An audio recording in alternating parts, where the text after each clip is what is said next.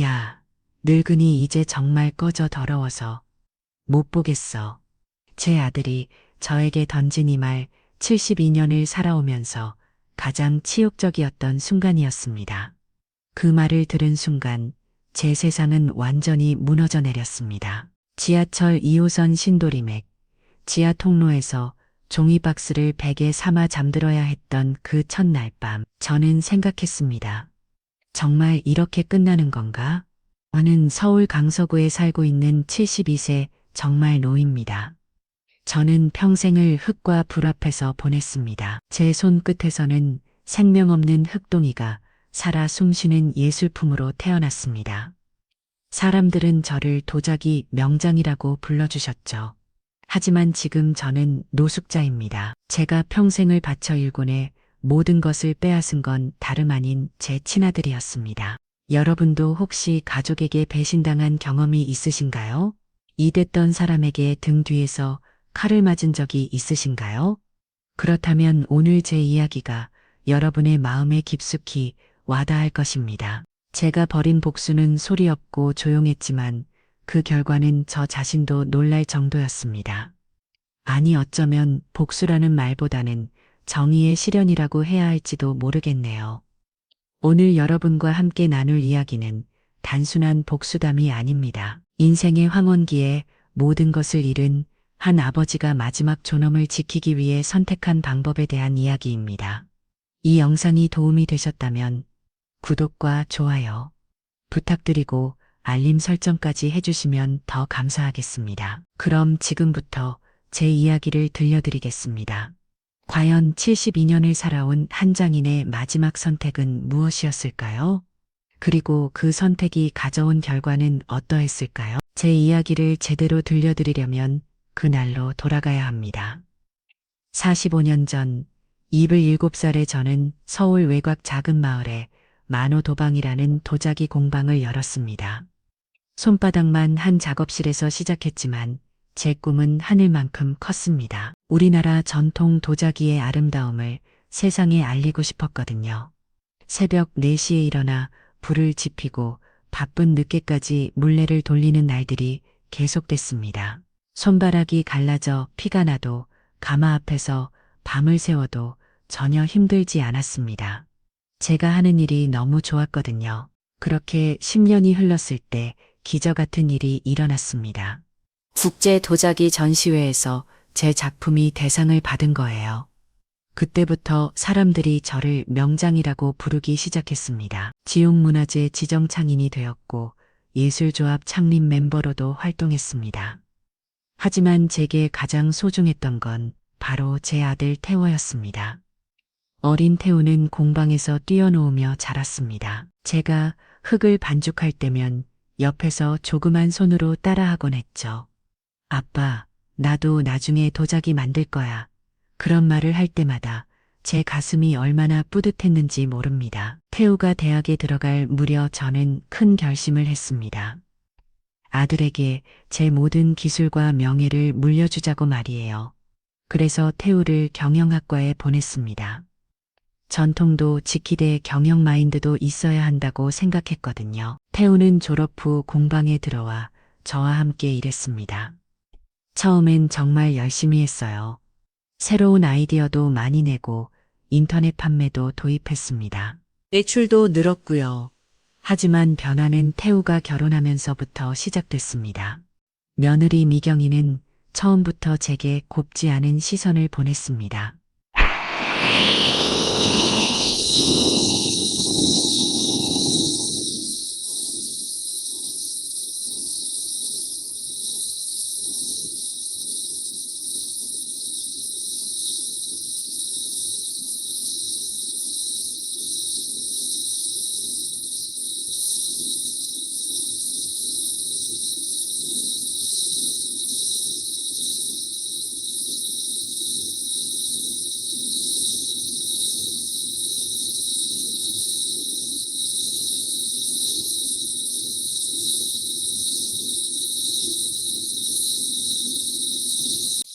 결혼 후 아들의 말투가 완전히 달라졌거든요. 아버지, 솔직히 말할게요. 아버지 방식은 이제 안 통해요. 고집만 부리지 말고 우리 말 좀 들어보세요. 태우야, 하지만 전통이라는 게 전통? 그런 걸로 돈이 나와요? 현실을 보세요. 현실을. 이런 식으로 저를 대하기 시작했습니다. 자식년을 키워준 아버지한테 말이에요. 그러던 어느 날 태우가 더욱 뻔뻔스럽게 말했습니다. 아버지, 사업을 확장할 거예요. 그런데 투자 받으려면 모든 걸 제 명의로 바꿔야 해요. 무슨 명의를 바꾸겠다는 거냐? 공방, 브랜드, 이 단까지 다요. 아, 걱정하지 마세요. 현실적인 거니까요. 나중에 다시 돌려드릴게요. 그 순간 제 가슴이 손을 해줬지만 그래도 제 아들을 믿었습니다. 그래, 내가 알아서 해라. 그렇게 해서 모든 것이 태우 명의로 넘어갔습니다. 사업자 등록증부터 상표권, 그리고 공방이 있는 단까지 제가 45년간 일궈낸 모든 것이 하루아침에 아들 것이 됐습니다. 하지만 진짜 지옥은 그 다음부터 시작됐습니다. 한 달 후 태우의 본색이 드러났습니다. 아버지, 이제 새로운 디자인으로 갈 거예요. 그런데 아버지가 여기 있으면 방해가 돼요. 방해라고 이게 내 공방인데 아니에요. 이제 제 공방이에요. 서류상으로도 다 제 거잖아요. 태우의 눈빛이 차가워졌습니다. 마치 남처럼 저를 바라보더군요. 며느리 이가 더 잔인한 말을 던졌습니다. 아버님, 진짜 솔직히 말씀드릴게요. 아버님 작품은 이제 안 팔려요. 완전히 촌스럽거든요. 저희는 젊은 감각으로 할 거니까 아버님은 이제 그만 물러나세요. 뭐라고? 내가 45년 동안, 아이고, 또 옛날 얘기네요. 태우가 짜증스럽게 말을 끊었습니다. 아버지, 정말 지겨워요. 맨날 45년 전 내가 어쩌고 저쩌고, 이제 그만 좀 하세요. 그 순간 저는 말문이 막혔습니다. 제가 키운 아들이 저한테 이렇게 말할 수 있다니. 그리고 아버지, 진짜 중요한 얘기가 있어요. 태우가 더욱 냉정하게 말했습니다. 야, 늙은이 이제 정말 꺼져. 더러워서 못 보겠어. 중간 제 길을 의심했습니다. 제 아들이 저를 늙은이라고 부르다니. 태우야, 너 지금 뭐라고? 아, 진짜 답답해 죽겠네. 못 알아들어요? 나가라고요. 꺼지라고요. 며느리도 옆에서 거들었습니다. 맞아요. 아버님, 이제 정말로 나가세요. 저희가 일하는데 방해만 되시거든요. 이 집은 내 집인데. 뭐? 무슨 소리예요? 태우가 비웃듯 말했습니다. 이 집도 이미 제 명의로 바뀌었는데요. 모르셨어요? 뭐라고? 공방 땅과 함께 담보로 잡혔어요. 아, 그거 아버지가 사인하셨잖아요. 벌써 잊으셨나? 그제서야 저는 깨달았습니다. 제가 얼마나 바보 같았는지를. 그러니까 이제 정말로 나가세요. 오는 안으로요. 태우의 목소리에는 조금의 미안함도 없었습니다. 태우야, 나는 내 아버지인데? 아버지? 하, 태우가 비웃었습니다. 아버지가 뭘 해주셨는데요? 낡은 기술 가르쳐 주신 것밖에 없잖아요. 그것도 이제 쓸모없는 거. 그 순간 제 심장이 얼어붙는 것 같았습니다. 결국 저는 평생 살던 집에서 쫓겨났습니다. 72년을 살면서 이런 굴욕을 당할 줄 누가 알았겠어요? 그날 밤 저는 가방 하나만 들고 집을 나섰습니다. 갈 곳도 없었습니다. 친구들에게 폐를 끼칠 수도 없었고 결국 지하철역으로 향했습니다. 진돌이 맥 지하 통로 차가운 타일 바닥에 중이박스를 깔고 누웠을 때 저는 생각했습니다. 저런 놈을 내가 어떻게 키웠을까? 하지만 그 순간 제 마음속 깊은 곳에서 무언가가 꿈틀거리기 시작했습니다. 분노, 원망, 아니었습니다. 그것은 반드시 되갚아 주겠다는 의지였습니다. 너희들이 나를 이렇게 만들었으니 이제 그 대가를 치워야지. 지하철역 벤치에 앉아 밤새 생각했습니다. 어떻게 하면 저를 배신한 놈들에게 제대로 된 교훈을 줄 수 있을까? 저는 아직 정만우였습니다. 쉽게 무너질 사람이 아니었어요. 그리고 며칠 후 하늘이 저에게 기회를 주었습니다. 지하철역에서 나흘째 되는 아침이었습니다. 새벽 6시 출근길 사람들이 바삐 지나가는 통로에서 저는 화장실에서 세수를 하고 나왔습니다. 거울 속 제 모습이 너무나 초라했습니다. 며칠 만에 이렇게 늙어 보일 수가 있나 싶을 정도로요. 그때였습니다. 스승님, 정만우 스승님이세요? 뒤에서 들려온 목소리에 저는 깜짝 놀라 돌아왔습니다. 깔끔한 정장을 입은 30대 후반의 남자가 저를 바라보고 있었어요. 얼굴이 낯이긴 한데 누구인지 바로 떠오르지 않았습니다. 혹시 장도영입니다. 20년 전에 스승님 공방에서 배웠던 도영아 그제서야 기억이 났습니다. 장도영 대학생 시절 방학 때마다 제 공방에 와서 도자기를 배웠던 그 청년이었어요. 존재주가 뛰어나고 열정도 대단했던 아이였습니다. 스승님 어떻게 이런 곳에? 도영이의 눈에 당황스러움이 역력했습니다. 한때 존경하던 스승이 지하철역에서 노숙하고 있는 모습을 본 충격이 컸을 거예요. 저는 잠깐 망설였습니다. 제 처지를 말해야 할까 말까. 하지만 이미 들킬 대로 들킨 상황이었죠. 도영아 자정이 좀 복잡해서 그래. 스승님 무슨 일이 있으셨어요? 공방은 어떻게 되신 거예요? 도영이는 진심으로 걱정하는 표정이었습니다. 그 모습을 보니 제 가슴이 뭔가 뜨거워졌어요. 이렇게 저를 걱정해주는 사람이 아직 있구나 싶어서요. 근처에 카페라도 가서 천천히 얘기하시죠. 도영이가 저를 이끌고 간 곳은 역 근처 조용한 카페였습니다. 따뜻한 아메리카노 한 잔을 앞에 두고 저는 그동안 있었던 일들을 차근차근 설명했습니다. 태호가 어떻게 저를 수겼는지, 공방과 집을 빼앗았는지, 마지막에 어떤 모욕적인 말들을 했는지 모든 걸 다 털어놨어요. 도영이는 제 이야기를 들으면서 주먹을 꽉 쥐고 있었습니다. 그런 인간같이 도하는 놈이 죄송해요. 스승님 너무 화가 나서요. 도영아 괜찮다. 이미 일어난 일인걸. 아니에요.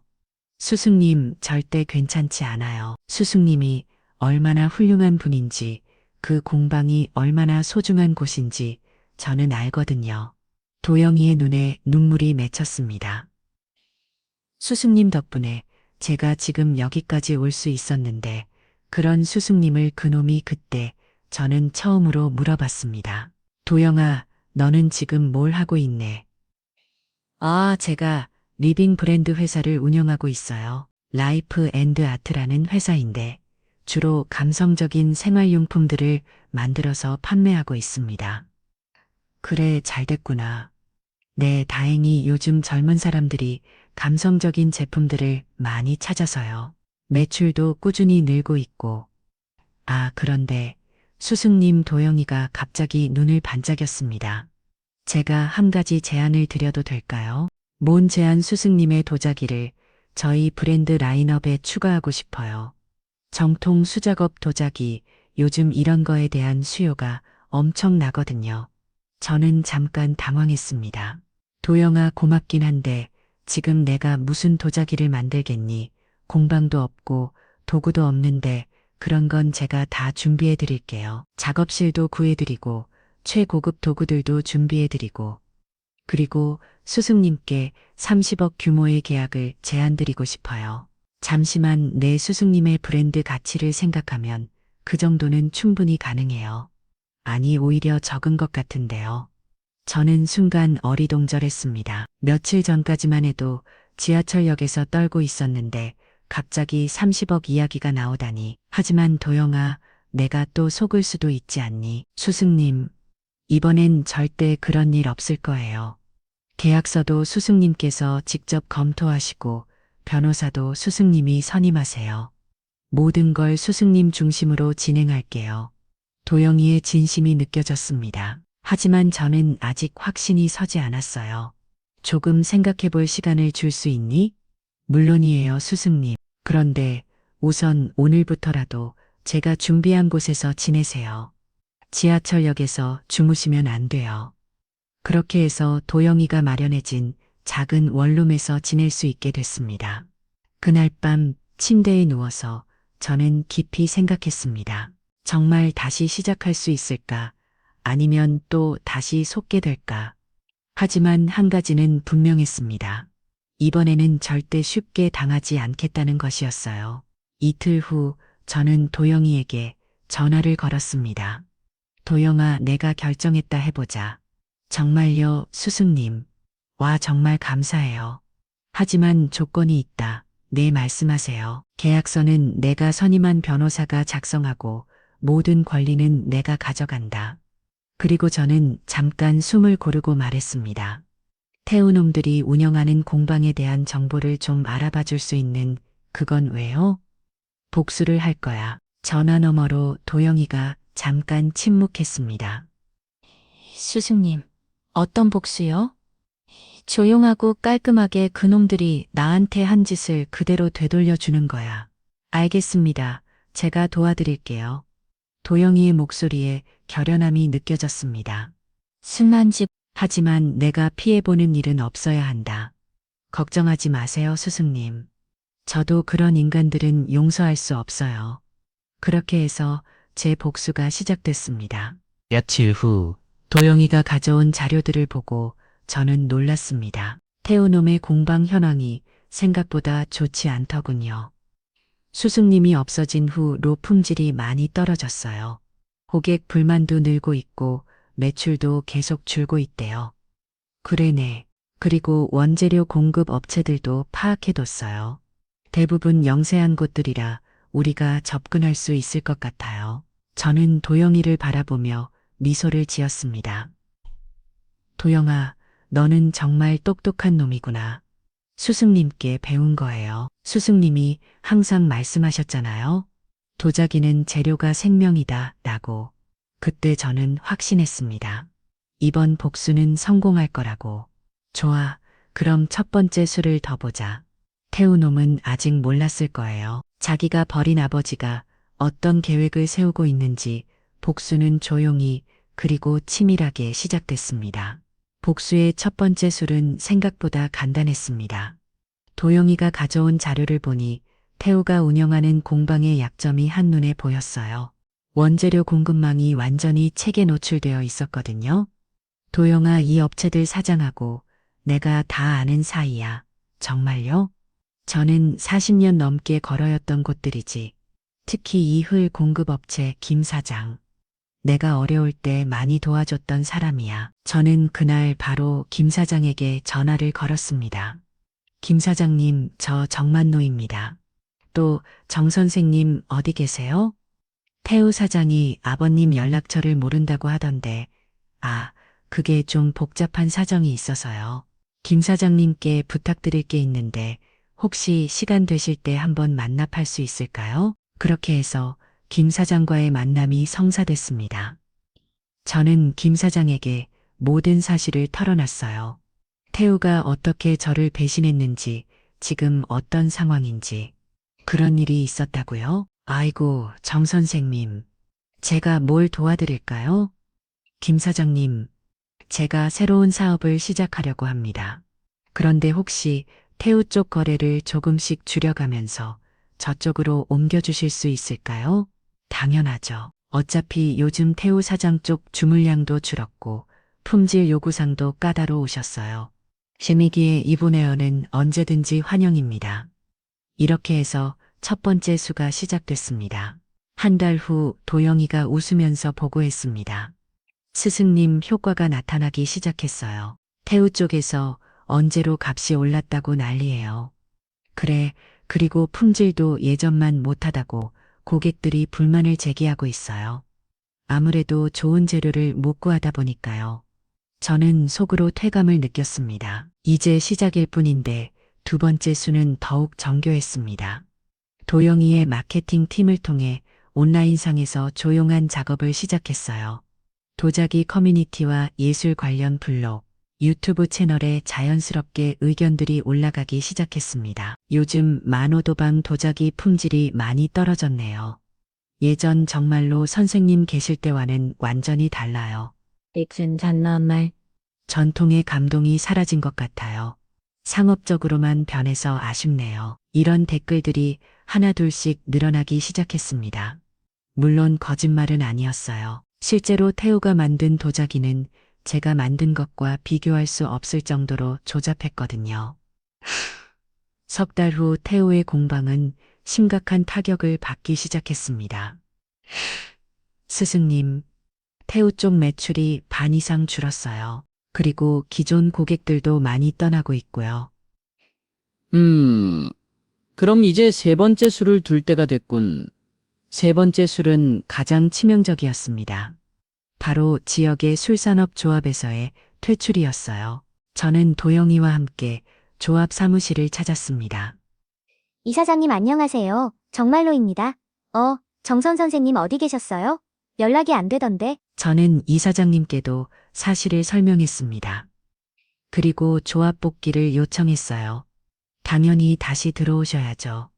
정선 선생님은 우리 조합의 장림 멤버이시잖아요. 감사합니다. 그런데 한 가지 말씀을 꽤 있어서요. 저는 태우가 어떻게 저를 배신했는지, 그리고 현재 공방의 품질이 어떤 상태인지 자세히 설명했습니다. 그런 일이 있었다고요?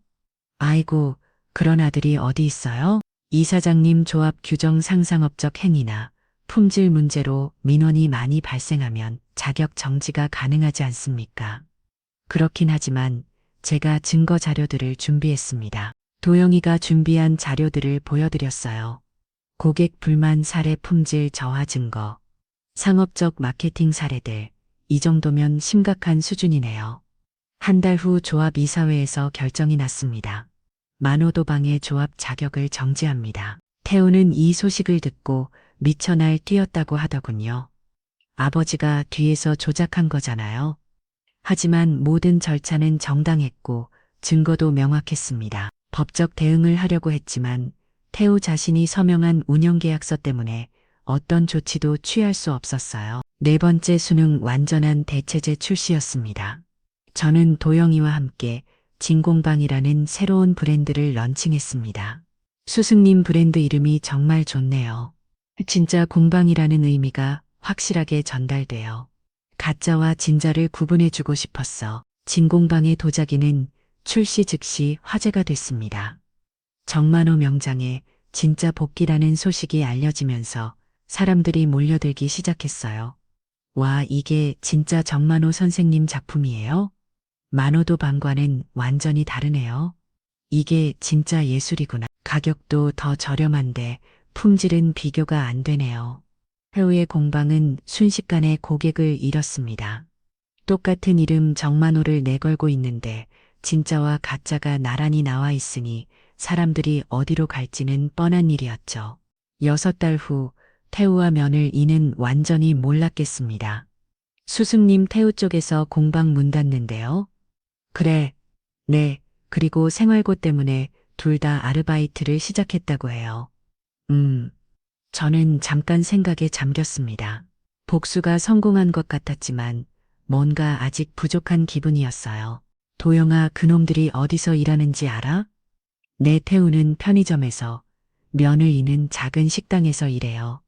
그래, 그럼 5번째 술을 둬야겠군. 5번째요? 완전히 끝장을 내야지. 저는 도영이와 함께 마지막 계획을 세웠습니다. 편의점 본사의 임명으로 제보를 했어요. 태우가 과거 사업 실패로 신용 물량 상태라는 거, 그리고 성실하지 않다는 것을 물론 모두 사실이었죠. 면을 이가 일하는 식당은 아예 인수했습니다.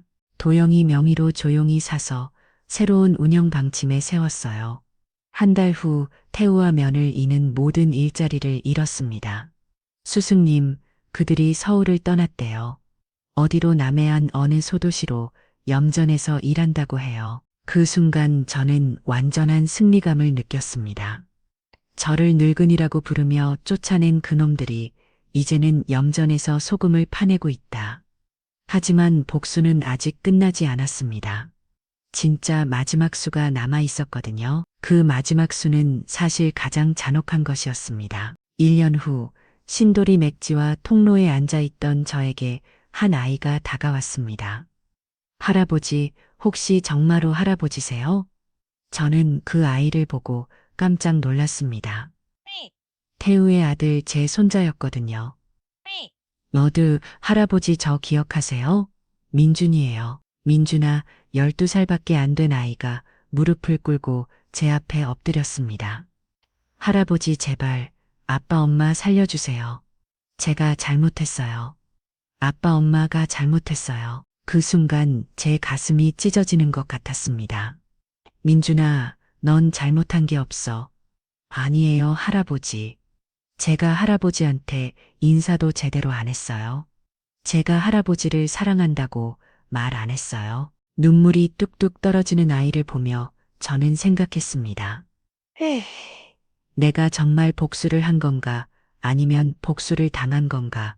손자를 품에 안고 저는 결심했습니다. 민준아, 할아버지와 너의 집으로 가자. 정말요? 응.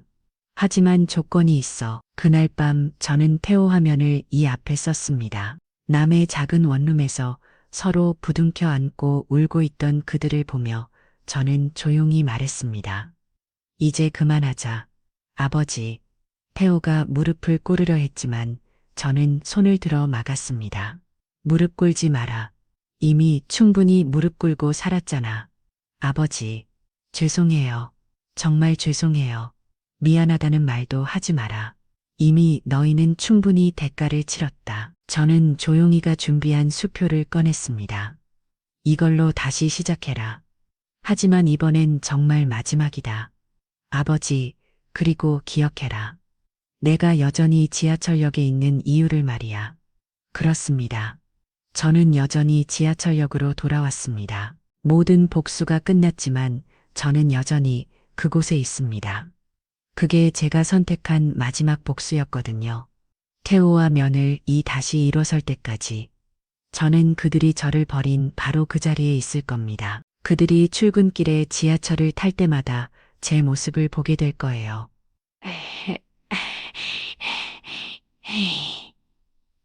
내가 아버지를 이렇게 만들었구나. 그 죄책감이 아말로 가장 완벽한 복수였습니다. 진공방은 이제 조용히가 운영하고 있습니다. 저는 가끔 작품만 만들어주죠. 수익금은 모두 조용히가 가져가고 저는 그저 제가 사랑하는 도자기만 만들 뿐입니다. 사람들은 물어봅니다. 왜 집으로 돌아가지 않으세요? 하지만 저는 알고 있습니다. 진짜 승리는 용서가 아니라 기억하게 만드는 것이 하는 걸 말이에요. 72년을 살아오면서 깨달은 것이 있습니다. 복수는 한 번에 끝나는 게 아니라 평생에 걸쳐 이루어지는 거라는 것을요. 지금도 저는 신도림행 벤치에 앉아 있습니다. 제가 직접 만든 도자기 차잔으로 차를 마시며 지나가는 사람들을 바라보고 있어요. 그리고 가끔 태호가 출근길에 저를 봅니다. 그럴 때마다 저는 미소를 지어 보여줍니다. 원망하는 미소가 아니라 그저 담담한 미소를요. 아버지는 여전히 여기 있다. 내가 나를 버린 바로 그 자리에 그것이 제가 선택한 마지막 복수입니다. 여러분 인생은 참 아이러니합니다. 때로는 용서가 복수보다 더 잔혹할 수도 있거든요. 하지만 저는 후회하지 않습니다. 제가 선택한 이 길이 옳다고 믿고 있어요. 오늘 이 이야기를 들으시면서 어떤 생각이 드셨나요? 혹시 여러분도 비슷한 경험이 있으시다면 댓글로 공유해 주세요. 이 영상이 도움이 되셨다면 구독과 좋아요 눌러주시고 알림 설정까지 해주시면 더 감사하겠습니다. 그럼 다음 이야기에서 또 만나요. 여러분의 인생의 평안이 함께 하시길 바랍니다.